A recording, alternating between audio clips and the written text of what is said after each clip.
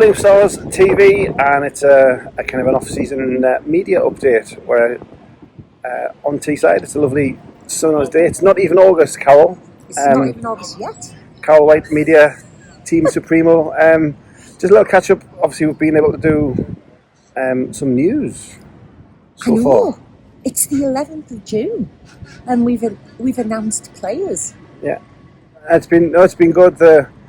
Obviously, there's been a lot of news around the NIHL, which we'll talk about in a minute. But from the Billingham point of view, getting the ball rolling so early has been good to keep the fans engaged. Because what we've been talking about, the players when we've been catching up, the way we finished last season and the kind of season we had, if we just kind of said nothing for a while, you would have lost all of that momentum and all that goodwill. Oh, absolutely, and I think especially the last 3 or 4 home games anyway were full. It was so good to see the stands that full, and you would argue some of those games didn't even mean that much towards the end of the season. So I think that the players that we've signed, you've done interviews with, they've been quite vocal about how good that was, and how seeing the stands and the fans so excited. So it's really good that we can at least try to keep some of that momentum going. And the players are obviously enjoying it, and I have had some feedback from some fans that I've managed to catch up with in Tesco to say that the fans are really enjoying it as well. Yeah, and it's good, like you say, that the fan engagement, particularly this summer with the way the league's changed. Obviously, we've lost the Solway Sharks up to the National Division. Hull Jets are in, but it means the division's going to be wide open, so it's there for anybody to just kind of grab it with 2 hands. And if we've been quiet for a few weeks and other teams kind of take the momentum, you would have been playing catch up. Absolutely, and you add the fact that we have a second team in Billingham now into that mix as well. I don't think we could have really afforded to be quiet this summer. There's an awful lot to talk about. And you mentioned there about Solway moving up, and good luck to Solway, by the way. Absolutely well deserved, and clearly the best team in our division for a good few seasons now. So good luck to them. But yeah, them leaving means we're not all playing for second anymore. We're all playing for genuine challenge for trophies, which you could argue we haven't. The league hasn't been able to do that for a few seasons now, so it's really exciting, and yeah, we couldn't really afford to sit on our laurels this summer and then come back at the end of August like we've tended to do. And the division, as we said, is going to be competitive, and when you add in the likes of Tony Hand coming to Whitley Bay, if you'd said Tony Hand and Whitley Bay in the same sentence 2 years ago, you probably would have been looked at strangely, but it's obviously new momentum there at Hill Heads. Blackburn adding Adam Bonds, which is massive for our division. Huge. And then obviously the other team, Solihull's going to have a big turnaround as well. So the teams who, like I say, on the fringes are now going to be competing for the honours. Yeah, it's actually been really refreshing to see a lot of the teams coming out early and starting to give out some news. I mean, you mentioned there Whitley Bay. Obviously, they've got a big job to do. They've had players leave, retire. Tony Han coming in is a massive name, and yeah, that's brilliant for them, and to get their momentum going early, which I think is a little bit unusual for them as well. Mm-hmm. Blackburn, obviously, you mentioned they've come out and they've signed Adam Barnes, which on paper he's the best British player in our league by quite a while.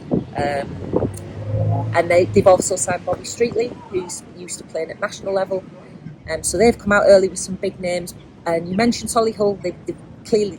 They've got some rebuilding to do. They've got 5 guys who've retired, but they've made statements that they're going to be improving across the board. And then you've got the likes of Deeside and Widnes, who are also not quite as noisy, but they have been out there making some noises. Yeah. So across the board, really, everybody's kind of come out early. There's a couple of teams that are a bit quieter, but fully expect them to start their engines soon. Yeah. Big signing for the division, of course, is Chip Spice in Hull. Chip Spice in Hull. That's just brilliant. I mean, we've lost the mac and cheese in Solway, but we've replaced it with chip spice, and I'm thinking that's an upgrade. In the trade on that one, Yeah. So yeah, it's going to be exciting to see the Hull Jets, and Hull have done similar to Billingham, so the Jets have moved up, and then the Sharks, the junior club, have put a team back into Division 2, so Hull have got that pathway coming through as well, which is going to be good to see. Yeah, I mean, you could equate Hull really now with Sheffield in terms of what they're doing in terms of a pathway, and really, really good news for Hull and that they're able to do that. Hull Jets coming into our league, I actually saw them towards the end of last season. They're very, very good as an N2 team. I'm quite sure they're going to add to that squad and really challenge. It'll be interesting for them, but certainly they looked good enough last season, so that one's going to be interesting. It is. But closer to home, to finish off, the players that we've announced, we have to say a goodbye and a good luck to obviously Finn Braden. The much expected move to Leeds has happened permanently this summer, so we've said on a couple of interviews, your team shouldn't hinge on a 17-year-old, but when that 17-year-old scores 35 goals, it's kind of a big loss. It is a big loss, but I think the way that the Stars in general have developed over the last couple of years, I do believe, I have faith in the coaches that we are going to be able to replace that goal gap. There are irons in the fire that I'm not at liberty to disclose at this point. I don't think. I'm hoping we're not going to suffer for the loss of Finn, but I'll echo what you just said about massive good luck to Finn. I think he absolutely deserves it. He was outstanding last year, and clearly is ready to make that jump up. And I'm excited to see what he can do with Leeds next year. And the signings, obviously, so far have all been re-signings. We've had the guys confirming from last season to come back again, and they're all excited. A lot of the wording they've used is kind of unfinished business from last year, so they're all in a positive frame of mind. And like you're saying, they mentioned the new team are building on the Buccaneers and under the auspices of the junior club, but there are already signs that the two clubs are going to be working together, and there will be a pathway there for development players, and the path through from Buccaneers to Stars, and as we've seen, Stars onwards up the chain. It can only be good for development in Billingham. They can't. This is a win-win for both teams. You can already see in the background that the two are working together, and it's that there's more to come on that front for sure. But yeah, it gives the juniors a clear pathway now to be able to step on and develop.